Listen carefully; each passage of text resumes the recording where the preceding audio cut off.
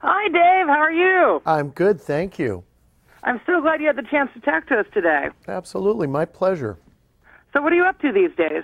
Well, Fuller House Season 3, of course. We just got picked up for 18 episodes, and we'll be shooting those new episodes March through August. Oh, nice. How is being in Fuller House different than being in the original show? Well, there's not too much difference. It's the same cast of characters. And we're back on stage 24 at Warner Brothers, where we shot the original show, so that's a bit surreal, to be sure. But not too much. We didn't want to come back and not do this reboot. You could really botch it up, and we were afraid that we could botch it up, and so we didn't really want to reinvent ketchup here. We wanted to give fans what they wanted, and it was just a matter of kind of updating the references and modernizing. It's kind of like Full House 2.0, if you will. Do you still do stand-up? I still do stand-up. I play a lot of casinos and a lot of college dates. Although my stand-up schedule, I'm not doing clubs anymore. My stand-up schedule has really kind of been pared down just because our Fuller House schedule takes up a lot of time. And I directed our Christmas episode in Season 2, and I'm going to be coming back for Season 3, directing some more of the episodes. So I got my hands full right now, but I'll still be out there doing the occasional date here and there. Now, you're known for doing clean, family-friendly comedy. Is that harder than going a little bit on the bluer side? People have brought that up, whether it's harder to do or not. That's just my style.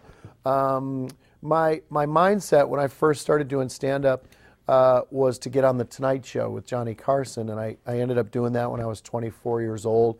So if you wanted to be on The Tonight Show, you had to work clean. And so I never veered away from that operating system. I always thought, well, if I work clean, and Jay Leno said something really interesting to me when I was 21 years old. He came up to me at the Comedy Store and he said, "Hey, Coulier, I saw your set. If you work clean like that, you'll work everywhere."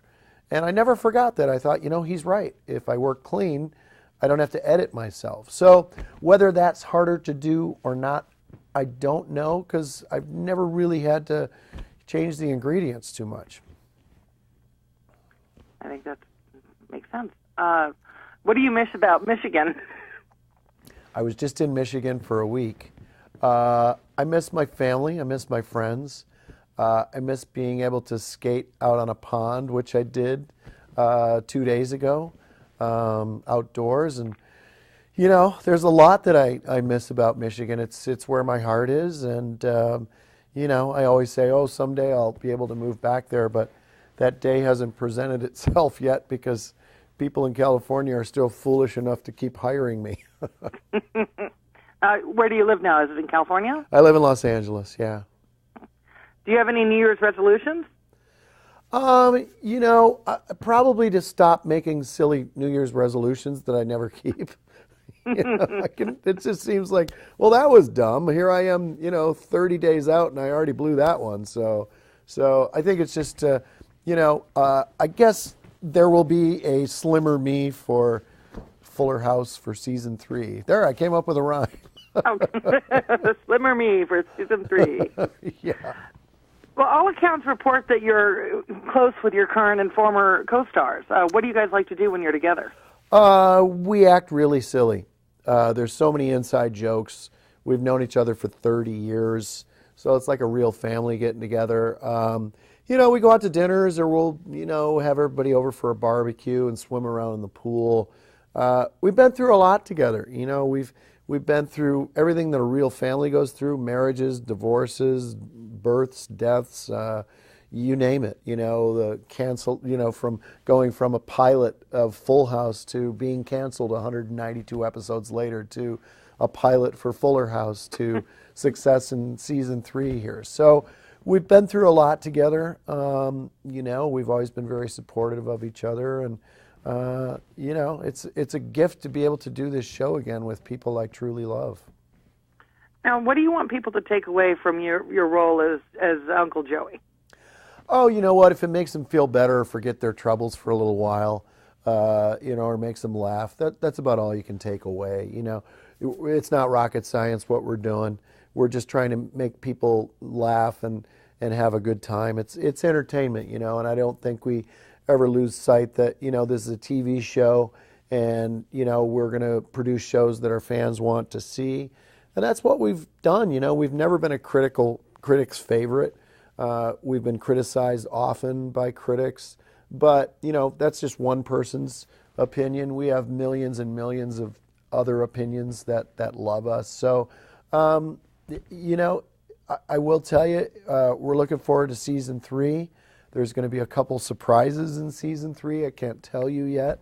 We also have an announcement next week about the show that's phenomenal. And,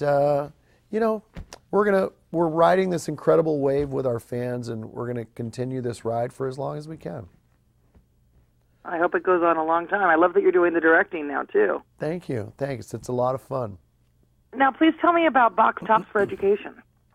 Well, General Mills contacted me and said, would you like to be a part of our Box Tops for Education program, which is now 20 years they've been doing this. And in those 20 years, they've raised over $800 million and put it back into schools, grades K through 8. It's really a phenomenal program.